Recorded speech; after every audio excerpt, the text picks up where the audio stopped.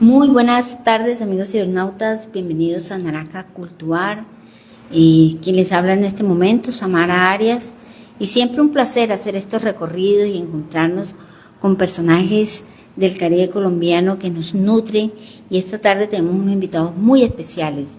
Tenemos dos poetas, escritores, docentes también.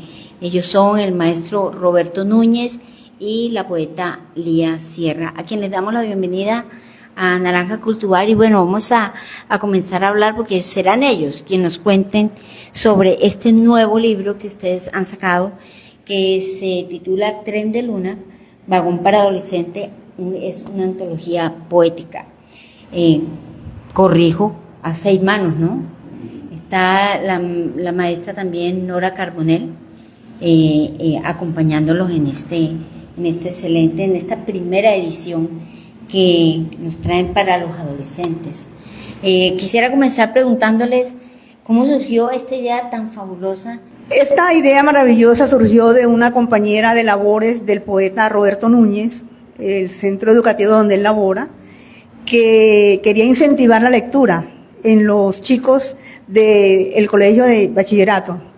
Y Robert nos transmitió la idea y nos pareció pertinente realizar el proyecto. Nos pusimos a la tarea de escoger los poemas y surgió también la idea de hacer las ilustraciones en blanco y negro para que los estudiantes las coloreen y anexar talleres para que los profesores de humanidades pudieran trabajar más cómodamente todo el contenido del texto.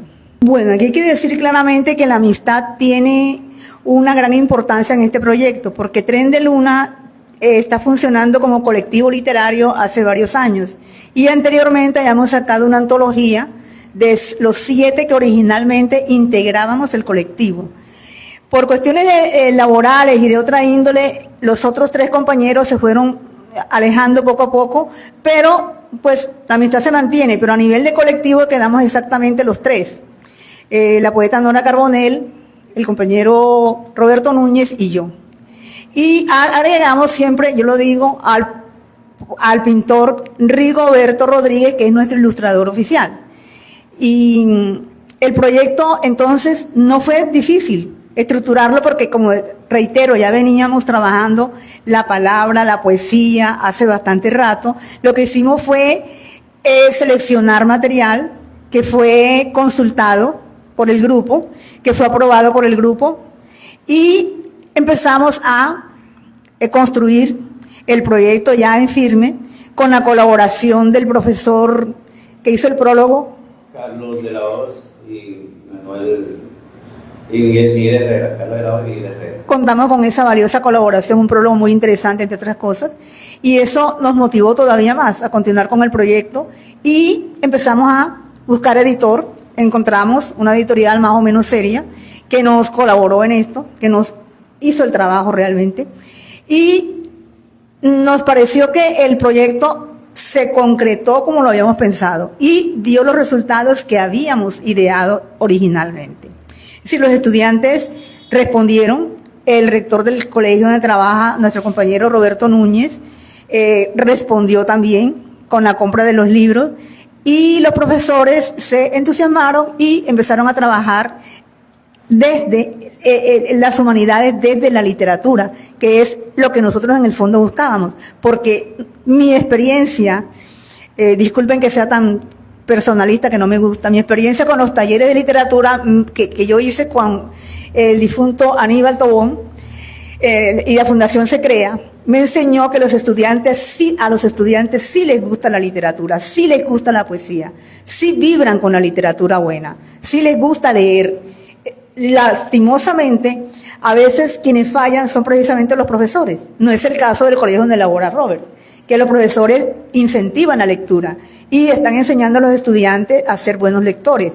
Entonces, esa es una cantera que hay que prestarle atención. Los estudiantes, es más, en el colegio de Robert nos ha comentado que hay muchos estudiantes que escriben y le muestran sus poemas a él, y eso me parece a mí fabuloso, que la gente joven esté incursionando en la literatura.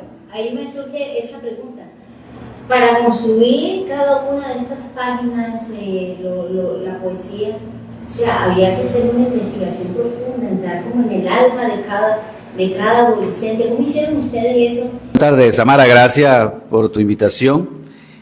Bueno, no, es que, como decía Lía, nosotros venimos escribiendo ya hace décadas, vamos a decir ya por lo menos unos 40 años, y o sea, nosotros no escribimos para el libro, para la antología.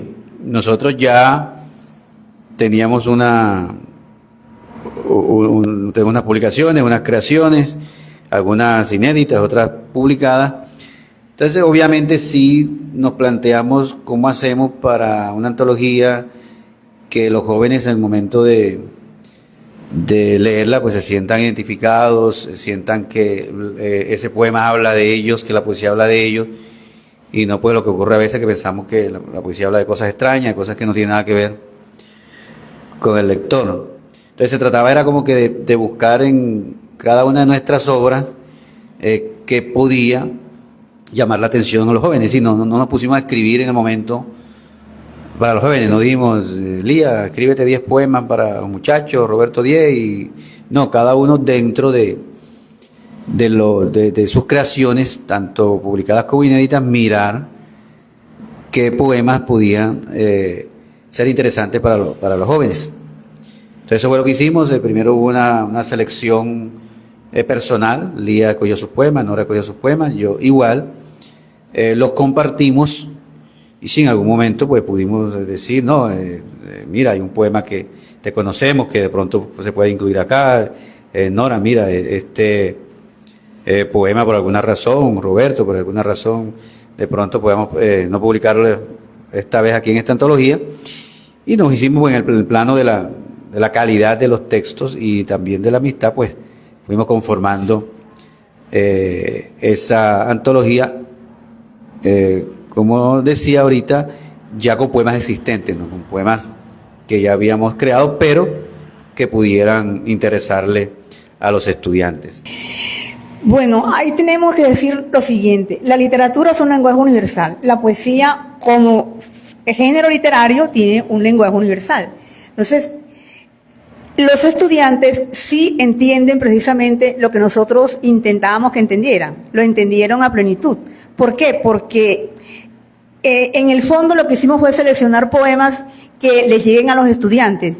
Los poemas no son sobre temas, digamos, rebuscados, con un lenguaje retórico, con mucha floritura, no. Tratamos de que fueran poemas escritos con un lenguaje asequible al léxico que estos estudiantes manejan, porque independientemente de las redes sociales y de todo lo demás, el lenguaje sigue siendo universal y los estudiantes lo entienden y lo captan y saben el sentido de lo que están leyendo. En eso nos basamos nosotros. Yo pienso que, particularmente, yo no creo que haya una literatura específicamente ni para niños ni para adolescentes, sino que cualquiera que se conmocione, que se emocione, que analice un poema y le guste, está entendiendo el lenguaje universal de la poesía. Yo voy a anotar ahí al respecto dos cosas. Una, que la experiencia pues nos ha dicho que realmente los jóvenes, sobre todo los de hoy, el ser humano siempre ha tenido la necesidad de comunicar, de expresarse, de simbolizar sus emociones, sus afectos. Pues obviamente el arte es fundamental en eso. Entonces cuando nosotros llegamos y vamos a un salón de clase, le decimos a los muchachos, leemos un poema o le invitamos a un taller literario, es decir, sale una cantidad de situaciones que uno no se espera. Contrario a lo que uno podría creer, de 40 a 30 levantan la mano y quieren hacer parte del taller literario, y muchos vienen escribiendo poemas, canciones, pensamientos, rimas, como ellos le llaman. Es decir, hay una necesidad del ser humano de comunicar, y esta generación la necesita aún más, porque esta generación parte de, bueno, los medios le dicen que deben ser perfectos, que deben ser triunfadores, que no tenemos derecho a la tristeza, a la frustración, debemos ser siempre amados, pero cuando una relación se trunca, pues muchacho, eso parece vergonzoso, y nosotros sabemos los adultos que eso hace parte del día a día. Entonces ellos encontrarse con ese tipo de textos que expresan lo que ellos en algún momento quieren expresar, significa bastante. y es un motor para que se acerquen a la poesía. Y lo otro que decía Lía Sierra, nosotros no, yo en particular no estoy en contra de que la gente pueda escribir poemas oscuros, muy metáfora sobre metáfora sobre metáfora, que de pronto no podamos entender al mismo tiempo. De hecho, hay muy buenos poemas de ese tipo, y nosotros mismos en algún momento también hemos escrito ese tipo de poemas, pero sabíamos que para que los muchachos pudieran adentrarse en la poesía, pues era mejor unos textos que fueran comprensibles y que de alguna manera, y si fuera fácil de ligar ellos a su experiencia y no llevarle pues poemas muy enrevesados, poemas demasiado oscuros, que diga, no, esto no lo entiendo, no capto absolutamente nada, ni para allá voy a mirar, como dice por ahí la canción. Entonces se trataba de eso, que ellos se sintieran identificados, como lo que tuvimos en cuenta. Obviamente consideramos que fueran textos poéticos, como los compañeros juzgaban los poemas de uno, de caso mío, los de Lía y los de Nora, y ellas lo mío, es decir, no tampoco cualquier tipo de texto, porque somos conscientes también, y bueno, eso lo dirán los lectores y la gente experimentada, es decir, nosotros pensamos que los estudiantes deben leer buena poesía, y bueno, obviamente no voy a juzgar mis textos, pero sí, Lía, Nora, mira, estos textos deben de ser de buena calidad, como ella también me decía a mí, Roberto, mira, estos textos de pronto sí, de pronto no, porque la pretensión, la idea fue esa, que ellos también miraran cómo se construye la poesía y supieran que no es simplemente pues decir cosas, inventarse cosas porque sí, sino que hay una elaboración estética para que ellos pues si deciden tomar por el camino de la creación, pues tengan por lo menos alguna idea de cómo se escribe poesía. Sí, la experiencia como docentes es fundamental en este caso porque nosotros siempre elaboramos con adolescentes y no es tan difícil como la gente cree meterse en el mundo de los adolescentes. Basta averiguar cuáles son sus intereses. Basta saber qué les gusta, qué no les gusta, cómo reaccionan ante determinados problemas.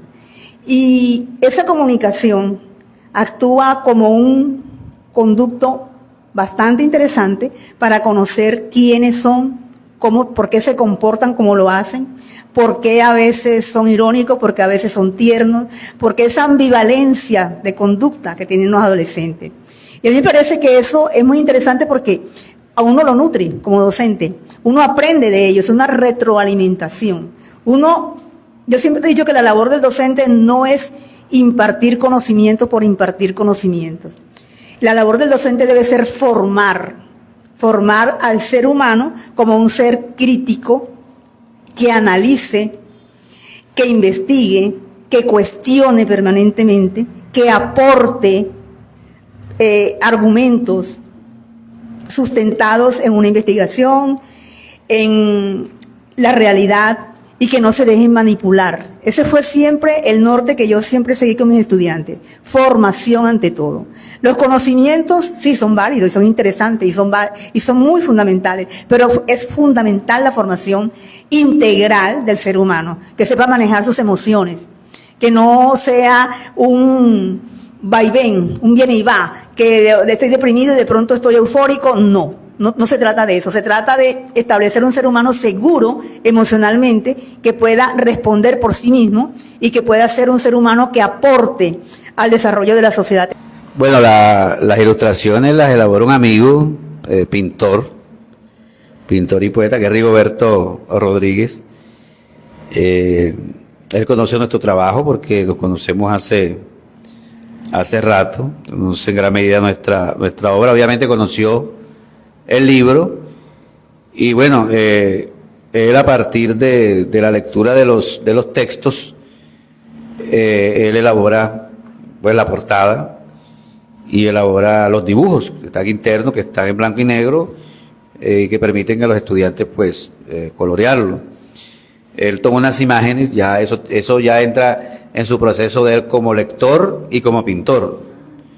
De los textos de los poemas de Lía, los poemas de Nora, de mis poemas, él toma unas imágenes que le parecen interesantes y le parece pues digno de resaltar, y es lo que él toma pues para la portada. Ahí está Dalí, está el muchacho que viaja, es decir, toma como que algunas imágenes de nuestros poemas, obviamente esa es su mirada de lector, y luego eso lo pasa a la pintura, que es interesante porque hablaba de todas maneras, pues la poesía tiene también es pintura, ¿no? Porque la poesía, obviamente las imágenes son fundamentales y él logra captar, Rigo es un buen lector y un gran pintor, y él logra pues captar muchas de las imágenes y la lleva a ese hermoso arte que es la pintura. En mi caso, la ilustración de Rigo, a Rigo parece que le gustó, también como a mí, Salvador Dalí. Bueno, Rigo es pintor. Yo no soy pintora, pero siempre he mirado mucho la pintura de Salvador Dalí y esa personalidad contradictoria, irreverente, cáustica. Me gusta esa personalidad de Salvador Dalí. Y yo le he escrito como 3 o 4 poemas a Salvador Dalí. Y Rigo se basó en este poema que se titula Imagen para don Salvador Dalí. Estas mariposas no se disuelven en los cristales de las ventanas. Juegan con el enfermo sin lengua. Inventan números sobre el gato y sus bigotes traviesos. Y lloran bajo el sol de los alicios. Dice que hay una alusión a los bigotes del gato y a los bigotes de Salvador Dalí. Claro que sí. ¿Cuántos poemas tiene el libro? Propusimos en el momento que eran 20 páginas, ¿no? Dijimos, bueno, 20 páginas, lo que cupiera en 20 páginas, porque a veces tenemos poemas un poco más extensos, poemas más cortos, entonces no podíamos decir 10 poemas, porque de pronto, pues, en 20 poemas algunos le podían caber, en 20 páginas, perdón, algunos le podían caber 30 poemas cortos.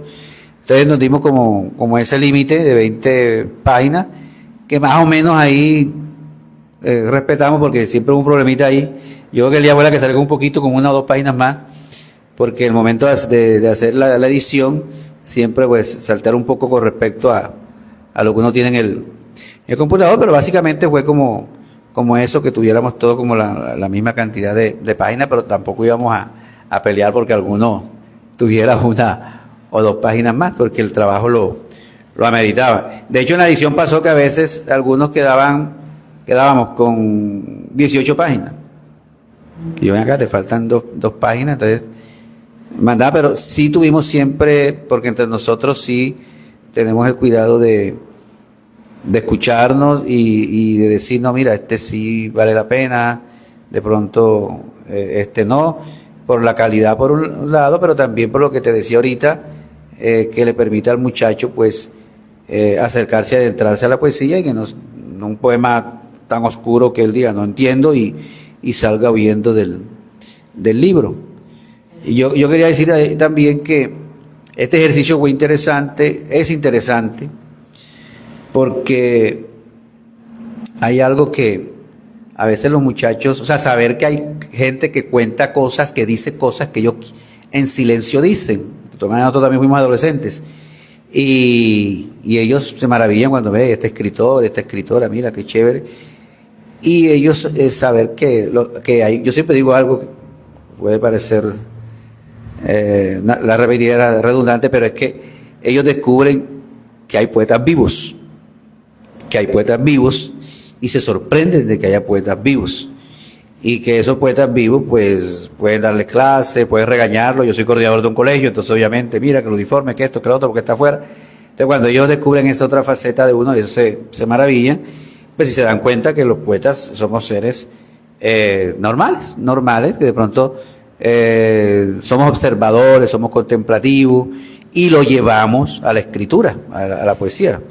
No se queda simplemente en nuestro interior, sino de alguna manera pues utilizamos el lenguaje para expresar eso que queremos. A ellos les maravilla eso, les sorprende eso. De hecho, a los mismos profesores también, cuando descubren que un compañero pues es poeta, que escribe, que una vecina, que una compañera, alguien que llega al colegio, mira, es poeta. Por ejemplo, Nora Carbonell de nosotros es la escritora más reconocida a nivel local y a nivel nacional. Ella estuvo en la institución donde yo trabajo, y pues obviamente ella es un referente para mucha gente, y es un honor tener a Nora ahí, a la escritora Nora, porque la ven y saben que es de carne y hueso, y que no es una persona fantástica que esté en el Olimpo o algo así.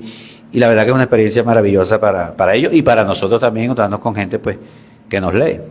Profundicemos un poquito más en esa experiencia experiencia que hubo ya cuando el libro llega a manos de los adolescentes, de ese espacio, ese territorio que es el colegio donde usted está, tengo entendido que fue un exitazo total porque ahí se acabaron los libros, los chicos lo compraron y eso.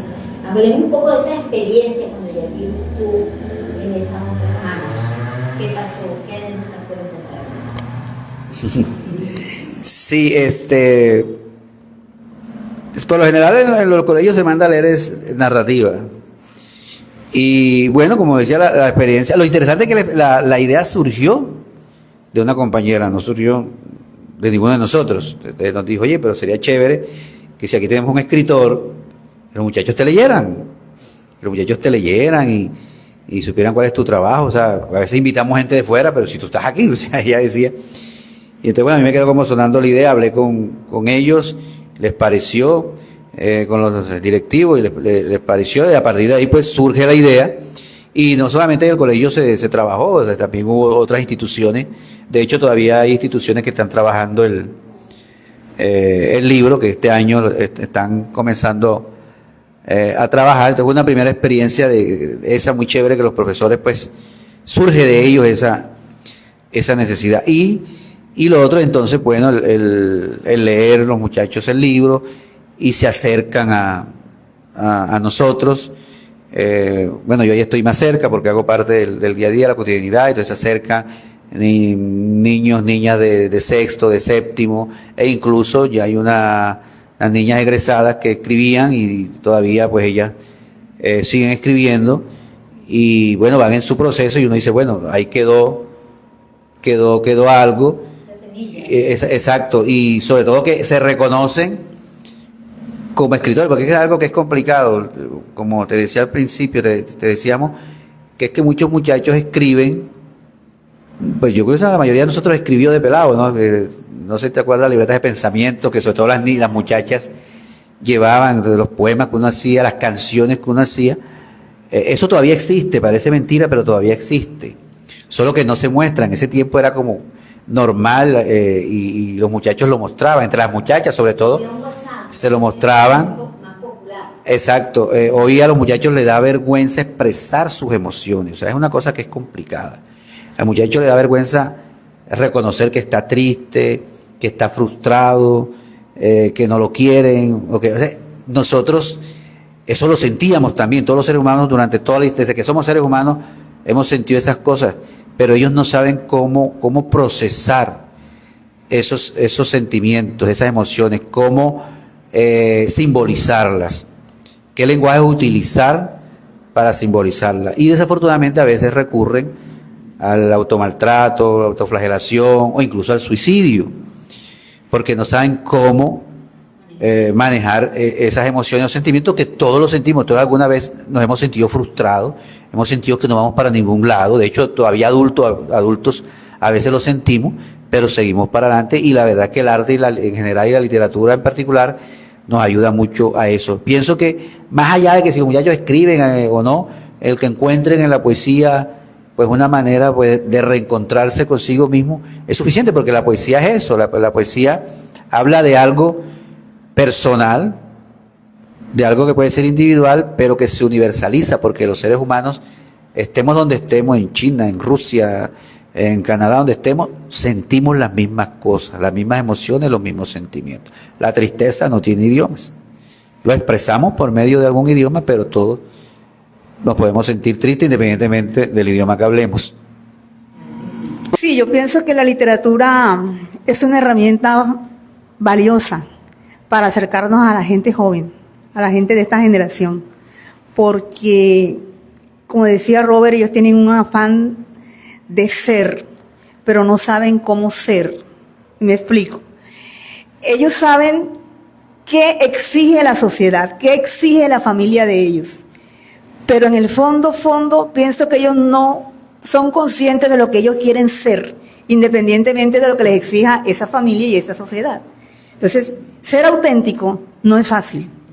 Ser auténtico es una pelea de toda la vida, porque nosotros fuimos adolescentes. Y yo soy consciente de que en mi adolescencia la meta número 1 mía era ser yo. no lo que papá y mamá querían. Y era una generación muy distinta que no conoció redes sociales, ni computador, ni nada, y nos tocaba pelearnos a nosotros mismos con las emociones. Y salimos adelante. Y no contábamos de pronto con el apoyo de psicólogos. Hoy casi toda la generación esta está inmersa en los consultorios de los psicólogos para que los ayuden a interpretar la realidad, para que los ayuden a ser ellos mismos. Uno no contó con esas ayudas. Entonces yo pienso que la vida en el fondo es eso, es una lucha constante entre ser lo que yo quiero ser realmente, independientemente de lo que los demás esperen de mí. Por eso yo decía, a los estudiantes hay que formarlos en eso, a que aprendan a ser ellos mismos, seres auténticos, seres con criterio propio, que no se dejen manipular, que no piensen en suicidarse a la primera vuelta de cambio porque la noviecita los dejó. No, es que la vida es más que eso. La vida es más que una relación pasajera con una noviecita. La vida es mucho más compleja. Y hay que enseñar a la gente a vivir esa complejidad de la vida y a salir adelante y a saber de que tienen las herramientas en sí mismos para ser grandes seres humanos. Cada día trae su afán, pero sí, es decir, es una experiencia que ha sido interesante y pensaba que vale la pena continuar. Vendrán otras ediciones. De pronto con los mismos textos, es posible también que aparezcan otros textos, pues nosotros estamos en un proceso de creación y de pronto también vamos a ir revaluando pues algunos de los textos y como podemos sacar algunos, podemos incluir otros. La idea es eso porque sí creemos que existe la necesidad de formar lectores de poesía. Se le da a la ciudad, específicamente a Barranquilla, le hace falta formar lectores de poesía, en general al Caribe y al país, a Colombia. Y nosotros pues de alguna manera queremos contribuir a eso, formar lectores y ellos en esa experiencia tomarán la decisión si también quieren ser creadores de poesía, porque pues no la antología no tiene como pretensión que todos ellos se conviertan en escritores, pero sí que ellos descubran que, vea, hay un lenguaje que me interesa, quiero leer, quiero seguir leyendo poesía, y de pronto digan, no me interesa, como de hecho te contaba ahorita que algunos han dicho, no, interesante, quiero seguir escribiendo, y es una forma de encontrarse consigo mismo. La escritura pues tiene además de ser la poesía, de ser un arte, de tener una carga y una esencia estética, también tiene un carácter terapéutico, y pienso que hay que rescatarlo también para estos muchachos y para... Bueno, yo voy a empezar la lectura de este poema que se llama Invitación para Whitney Houston. Este poema yo lo escribí justamente al día siguiente que Whitney, a la semana o a los 5 días que Whitney Houston murió o se suicidó. Yo admiraba mucho a esta mujer y me gustaba mucho su voz y entendí toda su tragedia y la venía siguiendo de mucho tiempo. Entonces yo escribí este poema que se llama Invitación para Whitney Houston. Lo que quería decir es que si no lo escribí pensando en adolescentes, es un poema que retrata perfectamente bien a un adolescente, porque pienso que Whitney Houston no maduró, que siempre fue un adolescente, a pesar de la edad que tenía cuando se suicidó.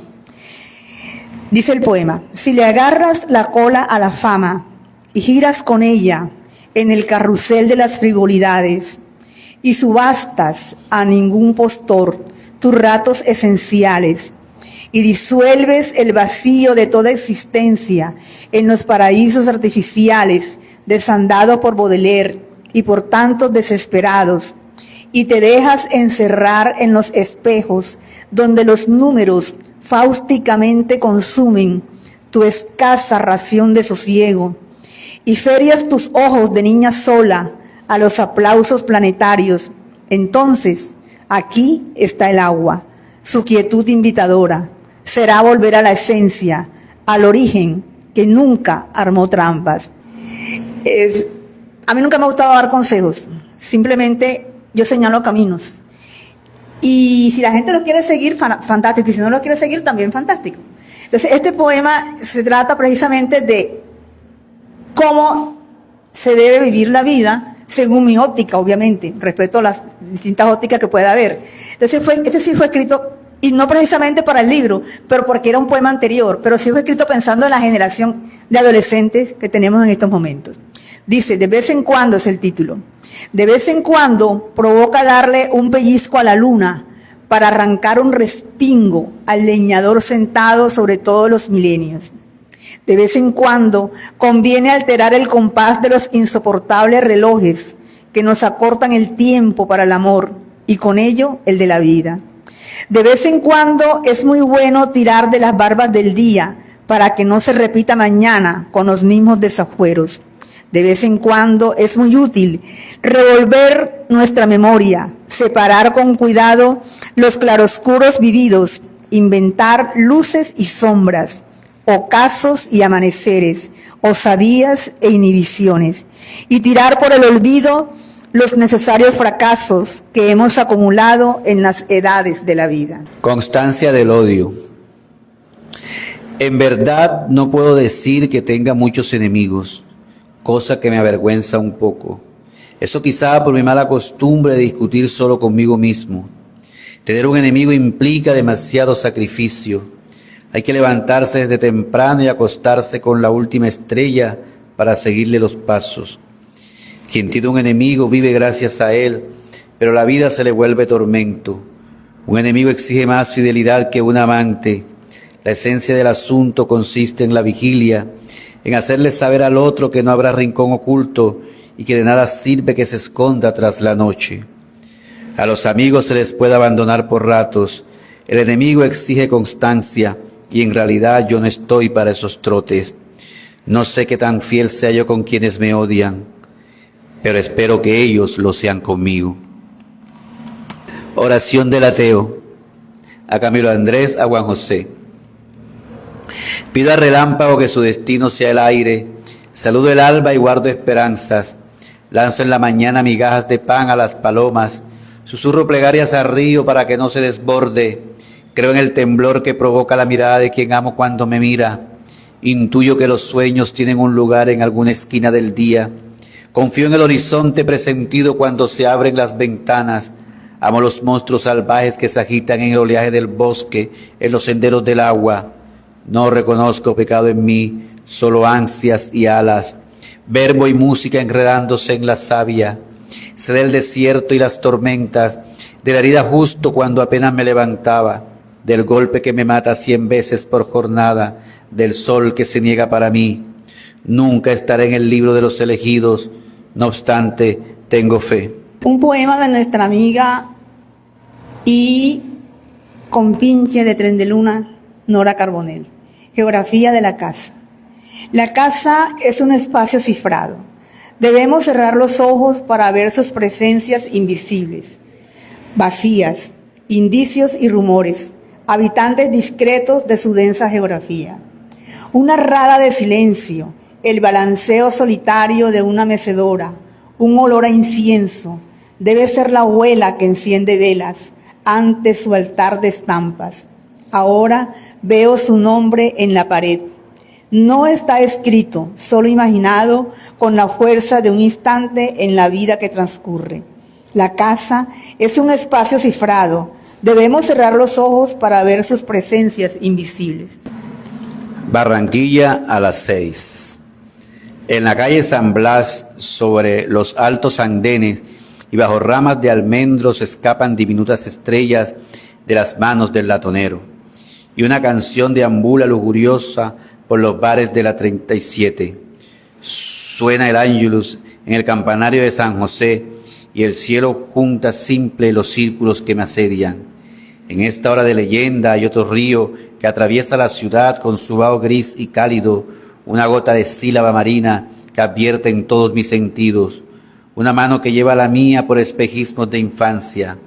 Es inevitable, en Barranquilla a las 6 convergen la distancia que me atrae con su bohemio sol de invierno, la obstinación de la memoria y los sueños que parten hacia el último presagio.